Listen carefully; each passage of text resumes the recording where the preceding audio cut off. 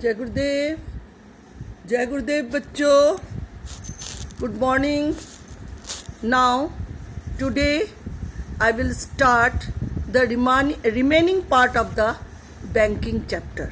Last unit is qualitative instrument of credit control. Qualitative instrument, this is those instrument of credit control which focus on the select sector of economy.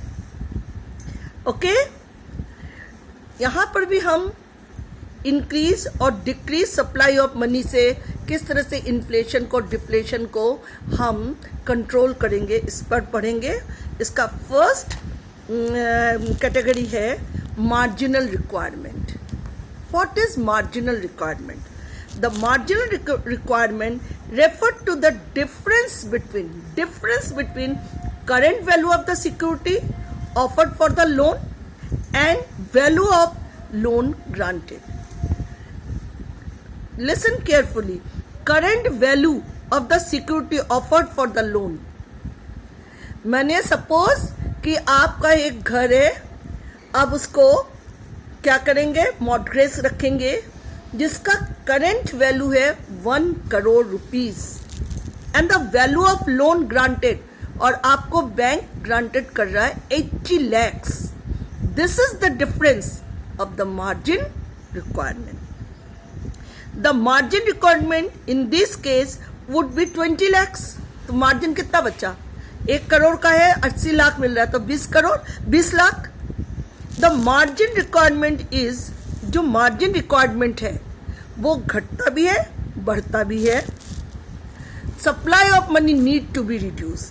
The margin requirement बढ़ेगा जब supply of money reduce होगा, और इसका उल्टा the margin requirement is lower and the supply of money is be increase. तो often the margin requirement kept high speculative activity. Trading करने में ये काम आता है. Now next point is rationing of credit. What is rationing? Rationing of credit refer the fixation of credit quota for different business activity. Fixation, इसके पहले भी मैंने 11th में आपको एक फिक्सेशन के बारे में पढ़ाया था. Fixation of credit quotas for different business activity. Rationing of credit introduced when the supply of credit is to be checked, particularly for speculative activities in the economy.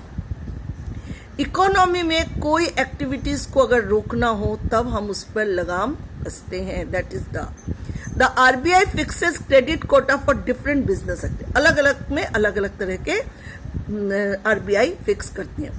The commercial bank can not exceed the Kota.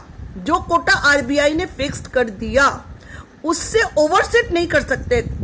Commercial bank can not exceed the quota limit void while granting loan granting करने में वो इसको ओवरसिट नहीं कर सकते. ठीक है. अब है इंट्रोड्यूसिंग ऑफ क्रेडिट राशनिंग. अगर क्रेडिट राशनिंग करना है तो पहले decrease the supply of credit, हम लोन देना कम करेंगे. Decrease the supply of credit by the commercial bank.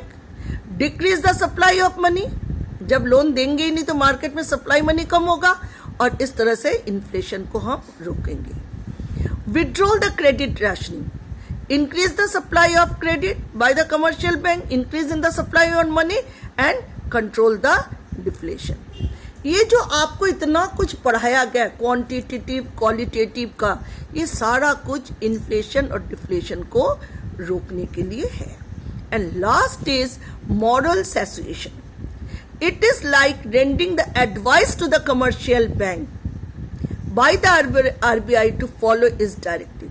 इसमें होता है क्या, आरबीआई कमर्शियल बैंक को कहती है कि हम जो आपको एडवाइस दे रहे हैं उसको आपको फॉलो करना है. The banks are advised to restrict loan during inflation. वो कहते हैं कि इन्फ्लेशन के टाइम में आपको लोन को कम देना है, क्योंकि मार्केट में ऑलरेडी मनी सप्लाई ज्यादा है, आपको कम करना है. And liberal in lending during deflation, और डिफ्लेशन का टाइम में आपको ज़्यादा देना है। तो ये जो इंस्ट्रक्शन है इसको कमर्शियल बैंक को फॉलो करना पड़ता है, that is given by the RBI. तो check the following flow chart of the summary statement. इस तरह से हमने आपको बताया क्वांटिटेटिव इंस्ट्रूमेंट में bank rate, repo rate, reverse repo rate, cash reserve ratio rate, SLR and open market. और qualitative में हमने बताया margin requirement, rationing of credit and moral situation. This is the last point of your banking chapter. First, all if you read the chapter thoroughly, I will give you the question also.